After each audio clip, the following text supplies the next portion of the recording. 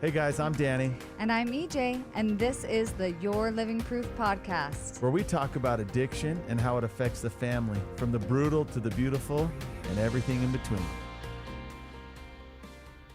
Hey everybody, welcome back to another episode of the Your Living Proof podcast. I hope that some of you are watching this on YouTube because Danny looks really handsome today. He's wearing my favorite I color. got a good skin fade going on.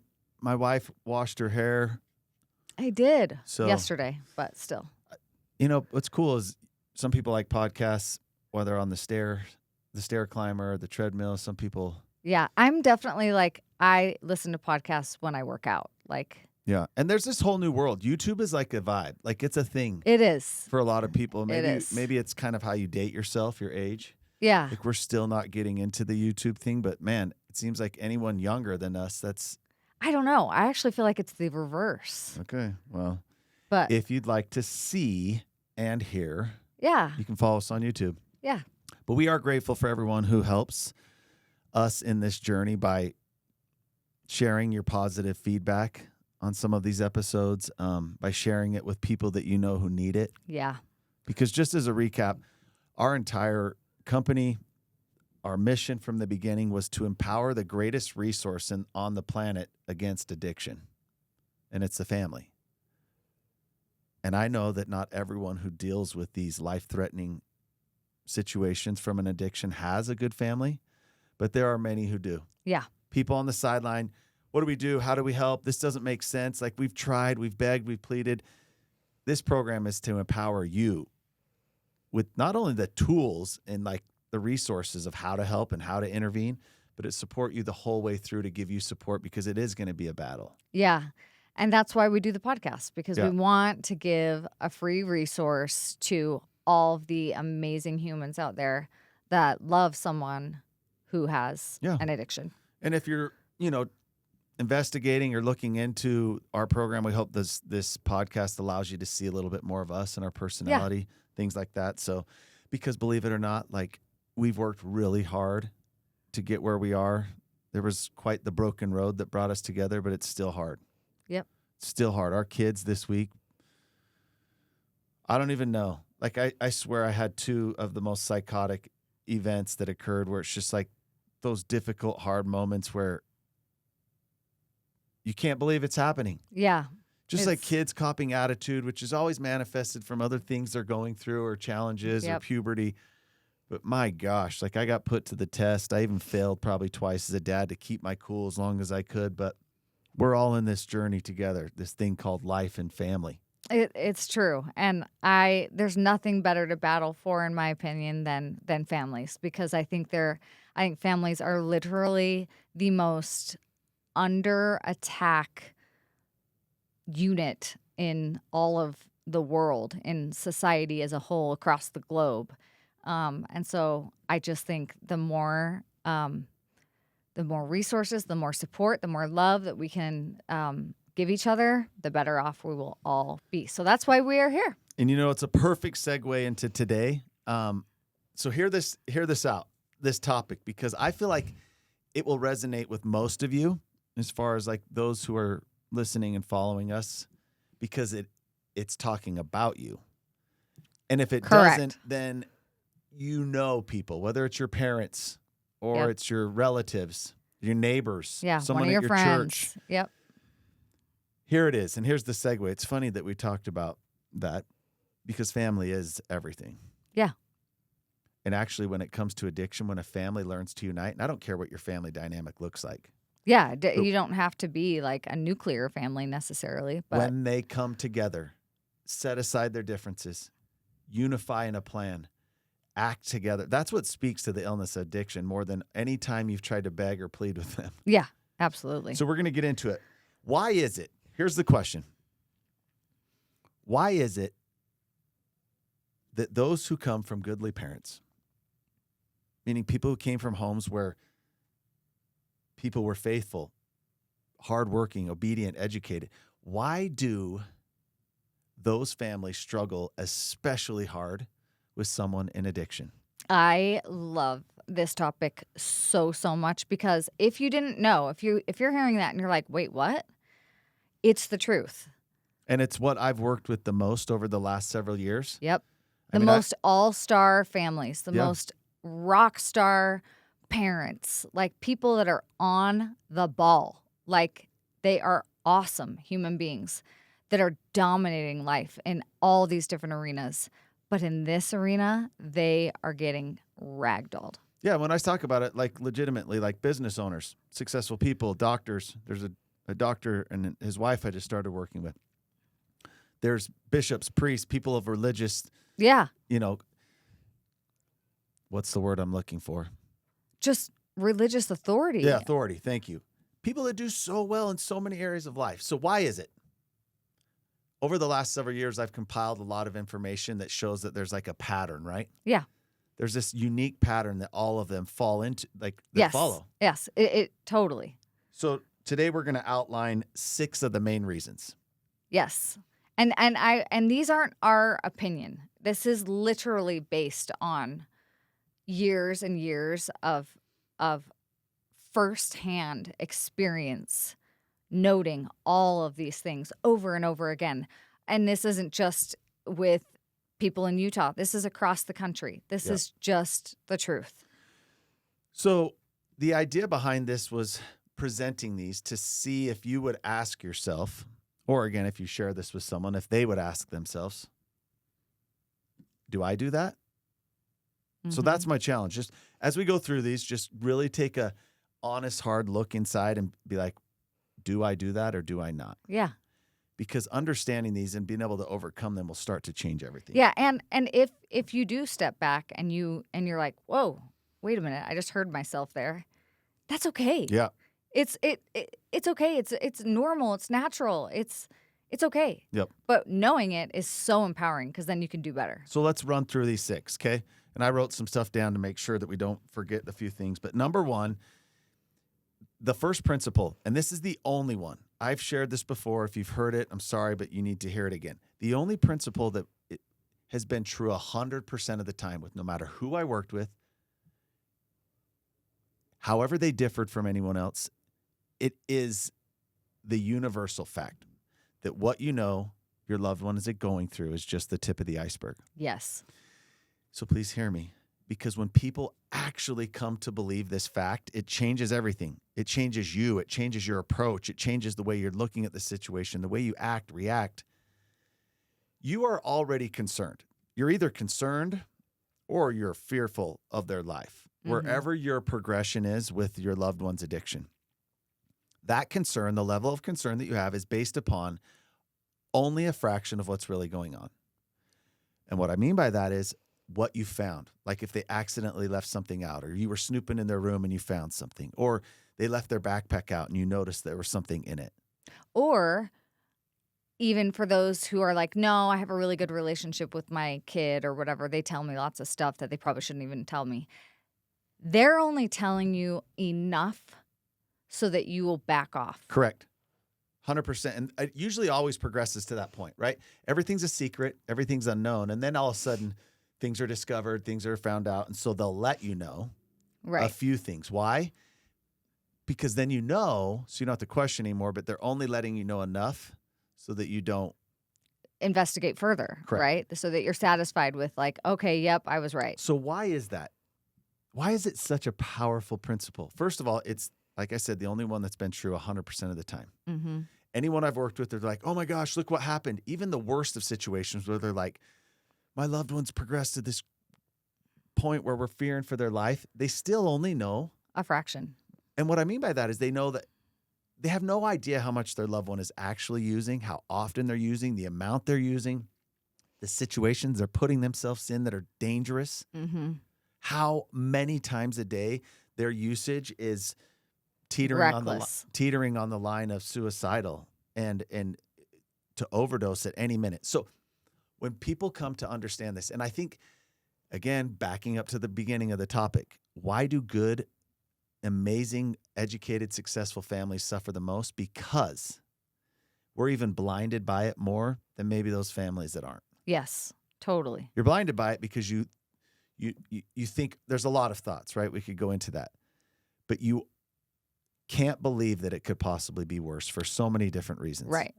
And when people realize, okay, what we're already concerned about, maybe seeking help or looking in what you can do to help your loved one, you are basing that off of a tiny fraction of what's really going on. And if you knew the extent of the suffering, the usage, the darkness they feel, the struggle they're going through, anyone who actually understood that it was worse would just dive right in. Yeah. And I think that's why it's so important. And that's why we're talking about it, is because I can't tell you how many people will use the word like it's just alcohol Oh, don't even get me started. or it's just weed. I'll throw this microphone through the window. Yeah. Because it's like, well, I don't know. Does that make you feel better? And I was about going to it? get into that more later on, but Yeah. that's 100% true. Yeah. So please, I know it's depressing. You're like, oh my gosh, Danny, thanks a lot. You're telling me that no matter what my spouse or my child is doing, that it's worse. Yes, it is 100% of the time. Yeah. But it doesn't matter. It's to make you understand that you're not crazy. You're not overreacting. This is bad and it's way worse than you actually know. So it's time to do something about it. Right. And if you want to dive into that even more, we have another free resource that you can check out, and it's our masterclass. And in our masterclass, Danny outlines these 6 different stages of addiction, and it might be a really fascinating journey for you to go on. So just check it out. If you go to our website, you can just hit free masterclass and just watch it. Let us know what you think. Let's move on. Let's move on. Number 2, I'm so happy that I got this one because I love it. And it is hope. All of these amazing, faith-filled, grounded in Jesus Christ families, they get ragdolled because of their faith. And it's tricky. It's a tricky one, right? Because you don't want to not have faith. You don't want to not have hope. You certainly need both of those things now and forever. But it's tricky because in this situation, your belief in God or in the atonement of Jesus Christ, it can almost be weaponized against you. And how is that? Well, it's the let go and let God thing. You're putting it in the wrong place at the wrong time. You're literally putting the cart before the horse if you're sitting there praying that God will somehow intervene, right? Like change this person's mind.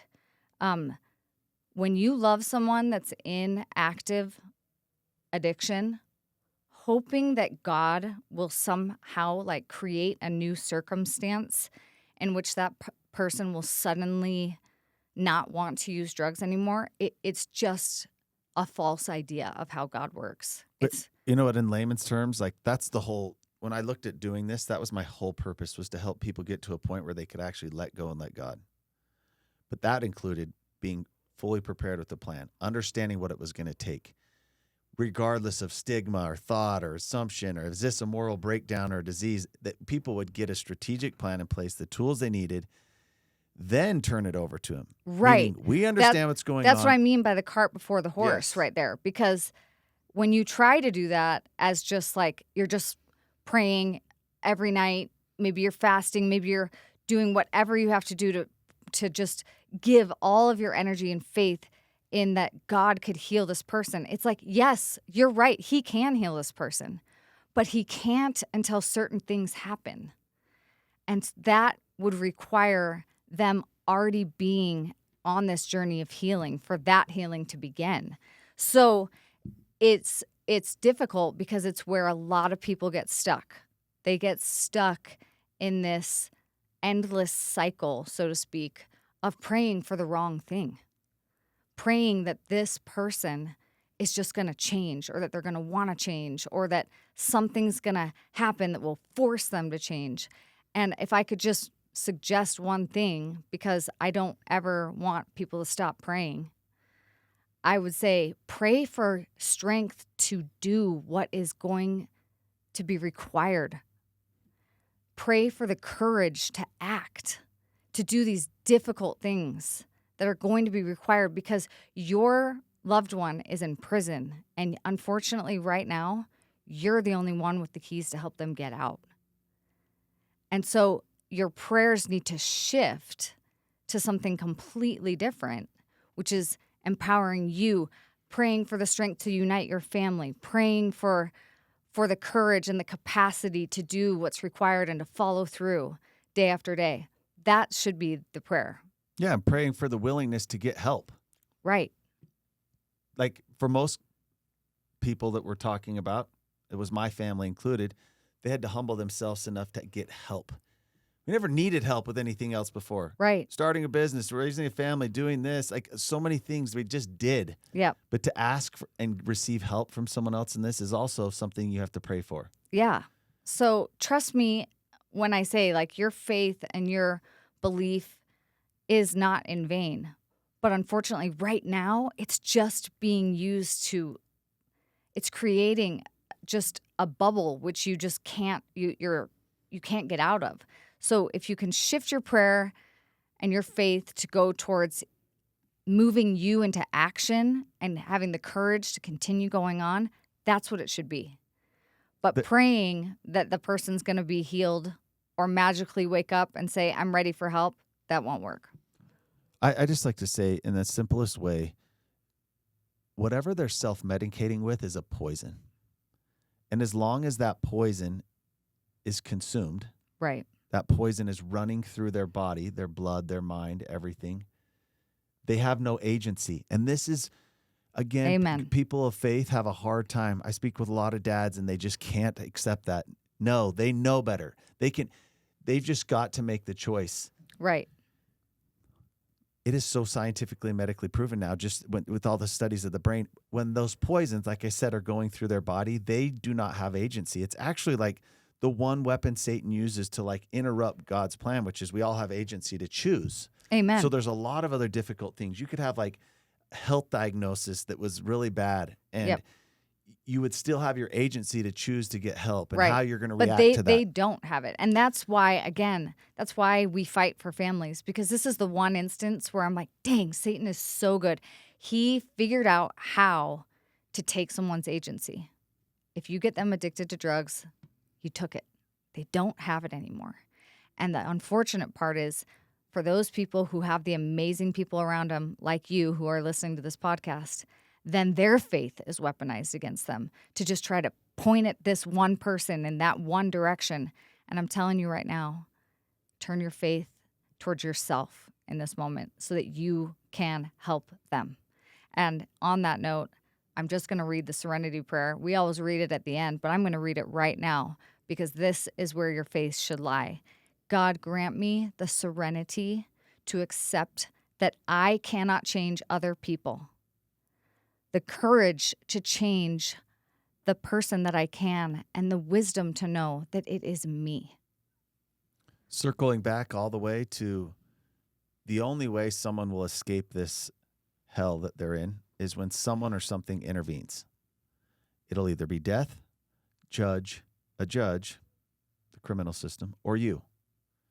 Someone has to do something to stop this madness. But when a family does it, it's scary. You're going to face a lot of your biggest fears. Some of those for most people are, if we do something, if we set a boundary, it could get worse. Like they could be in places where they get in trouble or they could possibly go out and die from this. Mm-hmm.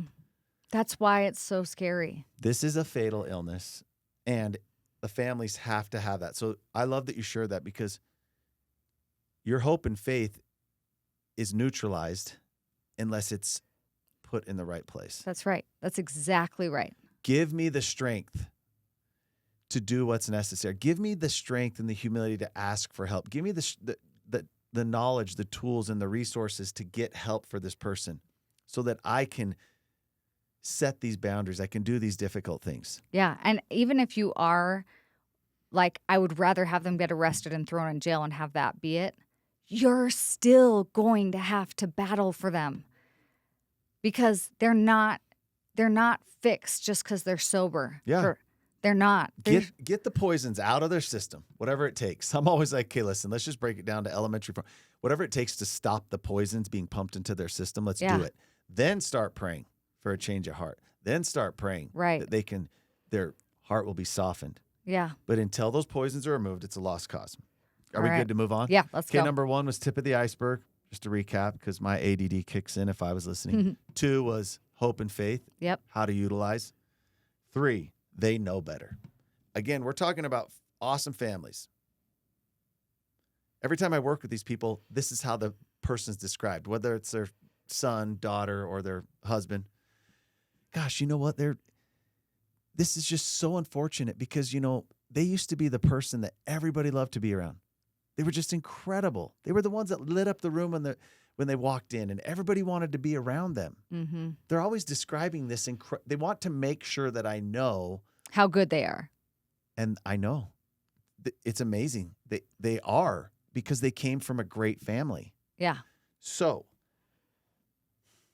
I'm not calling you out, dads, but often dads fall victim to this more than anybody else, but moms do too. They know better. They were raised better. You did. You did not raise your child to become a drug addict. Mm-mm. So they know better. You know who they were before this madness. Whether you married them and they didn't have these problems in the beginning, or it's your child, like, you know who they really are, their true identity. Addiction doesn't discriminate. It doesn't. And I also like to remind everybody, your loved one found this solution, okay? We sometimes get fixated on, the drugs, the porn, the alcohol. They found a solution. It's just kind of one that you wouldn't prefer they found. But in the beginning, it was a solution. So don't get hung up. I don't want to go too deep into this one. Don't get hung up on thinking that they should know better, or that person you once knew before this is just going to magically wake up one day and just look you guys in the eyes and be like, gosh, I've just been in this daze for a while, and I'm sorry. I think I need to go get help. Yeah. I think it is really hard when you have an expectation of someone, and you have it for a good reason, right? Like, you've experienced things with them, difficult things. You've watched them achieve certain things, or, overcome certain things before. And then to have them run into this brick wall almost, and you're just looking at them going, wait, you're way stronger than this. Like, you can do this. I get it. That's a tough thing to ask. But it is something that we're going to ask you to do, which is set that down. Because once somebody has the addiction, they actually can't access that part of their personality right now. Well, unfortunately, if you would have caught this in the very beginning stages, then you're like, yes, knock it off. Yeah. You could talk to them and be like, come on, Chris, you know better. Yeah. But knock it off. Not once they've given up their agency. We all fall victim to this thing of that they have a choice. They did. At some point, they had a choice, and they were making poor ones. Remember, over time, these poisons rewire the way their brain works, which turns into a disease of the brain. Right.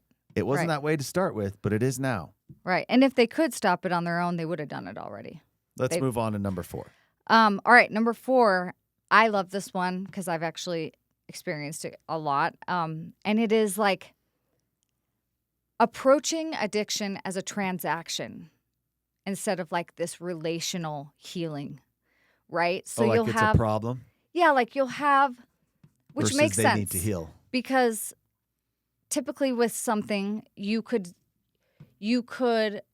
basically say, how much money is it going to take for me to fix this problem? Where do we have to go? Where do we have to go? Send me to the best place. I have the money, or I have the connection, or whatever. And you could essentially put it in that category and check the box and say, okay, great. We did our part. We got them into the best doctor, the best facility, the blah, blah, blah. But that is not how addiction works at all. And so you'll have these families that are used to approaching a problem very pragmatically, and they can't do it. They cannot approach addiction like this. So there's a few parts that work. Like, you do need to make those choices, right? But that's for sure. But it's acknowledging that this is a very long and non-linear healing process. This is unlike anything else you've ever done. This is not like we did this, so we're going to get this result. We did this. Now, is it sort of in that realm? Yes, there's an outline, there's a plan. If you follow it, you will get some results Or that get are, started. but thinking that you could simply do a one-stop shop. We're going to this facility. When they get out, they're going to be fixed. We're all moving on with our lives. It's over. That's just not how it works. Can I say something? Yeah. I love reminding people out there that loved one of yours that's making you like pull your hair out, question your sanity, like you just have to refrain from like choking them because they continue to ravage your life. As much as it seems like there's a problem, there's nothing wrong with them. They need time to heal.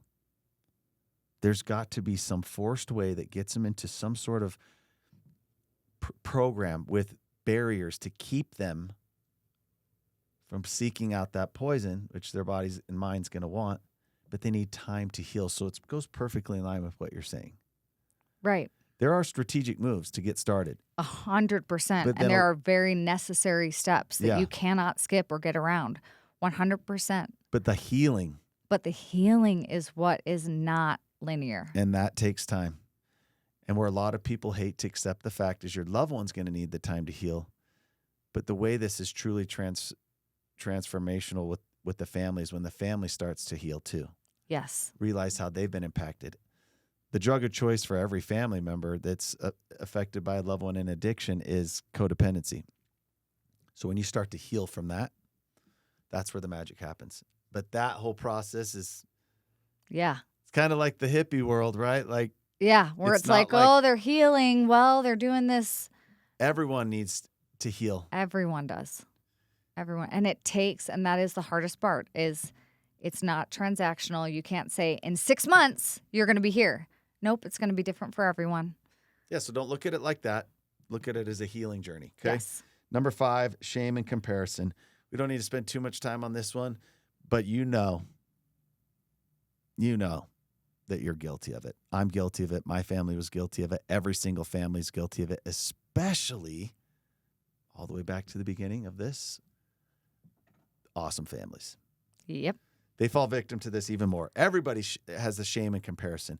And nowadays, if you want to compare your loved one's situation to someone else, oh my gosh, the bar is like Oh, yeah. destroyed. I mean, the number of homeless people, fentanyl addicts laying out on the streets, people compare. You see people's pictures, mugshots on the news. Yeah. No teeth. I mean, the amount of people that are what so-called the worst of the worst, Right. those people are just living in a place where there's nothing left to hide. Actually, the worst place is the progression that gets you to that point. Right. Hiding it, living a double life. So don't compare it to other things, but you will. Mm-hmm. It goes back to what you said earlier is the just. Because people will call me, and they only call because they're terrified. Something happened. Like their loved one overdosed, or they found him face down vomiting from alcohol seizure or something, or they threatened suicide, or something happened. And then all of a sudden they'll start talking and they'll immediately be like, but you know what? They're not like those people that go to rehab or those terrible drug addicts. They're just drinking a little bit too much. Yeah. The just word is so dangerous. Yeah. It's poison. And then there's the shame of people. I mean, we could talk about these two forever, but everybody does it. And as soon as you just knock it off. Yeah. I mean, there's people that, for obvious reasons, want to hide their spouse's problems because, oh my gosh, we don't want the whole neighborhood talking, or we don't want their company to find out that they have this problem, or whatever it is. And these reasons are good and justified, but in the end, they end up hurting the other person and you because it just means prolonged suffering, getting closer and closer to death and scarier and scarier situations. Well, and again, when you compare or you live in shame, you do nothing. Right. Right. I mean, how many people are going to be like, oh, well, this is going on in my house, but you know what? I have a friend and this is what's going on in her house. So mine's better. So I don't have to move yet. I don't even want to go off on this one because often sometimes too, again, it got so bad that someone reached out, and then immediately they're like, oh, well, you know what? They're not like those It's people not, yeah. they're not the people that do like heroin and stuff. They're just abusing the prescription medication. Yeah. And again, tip of the iceberg. Why? Because it comes from a pharmacy, Right. and they're taking 10 times the recommended dose. I'm like, actually, they'd be better off if they were doing heroin. Mm-hmm. Why is that? Someone might think I'm crazy to say that. Well, first of all, it's a heck of a lot cheaper. That's why I transitioned. Eventually, I was like, oh my gosh, I'm just spending way too much money. But then the family's like, uh-oh, that's bad. We have to do something. Yeah, when it's heroin, all of a sudden it's real bad. Now it's like, oh, the shame's gone, but it's like the comparison of the shame kick in if it's not. So just stop. You can always compare it to something worse. But guess what? Every person that you're compared to that it's the worst place, it was a progression that got them there. Mm-hmm. And anyone who thinks that their loved one's addiction's not going to progress to that point eventually, it's kidding themselves. Again, it's going to the masterclass and watching the 6 stages. Amen. Okay, number 6. Okay, number 6, last one, pride.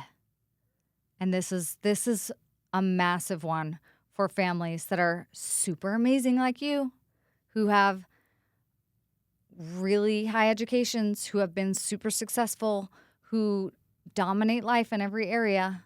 It is so hard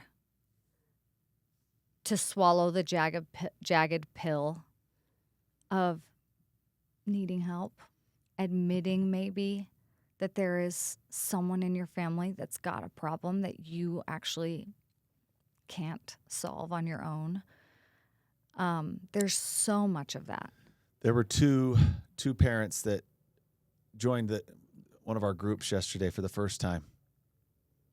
And both of them had the experience. Our private support groups inside our community is what he's referring to. And both of them had the experience of sharing with a group of people. There was close to a dozen amazing parents in this group. They got to say it out loud for the first time. And they may have shared it with one or two select people in their little circles before, but to just say out loud the things like, yeah, my daughter overdosed 2 weeks ago, had a accidental drug overdose, or my son just got incarcerated yesterday from his drug and alcohol addiction.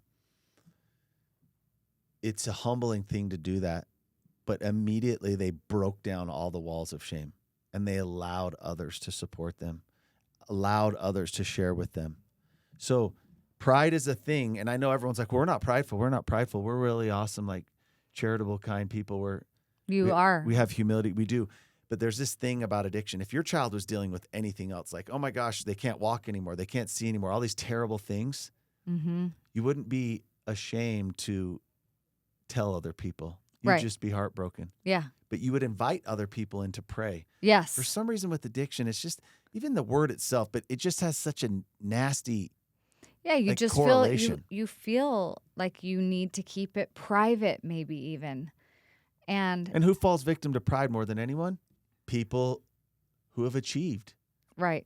People who are successful and educated. It's like, we don't need help. Gosh, we've done think of all the things we've done in life. We don't need help. Like, we've got this. We've got it.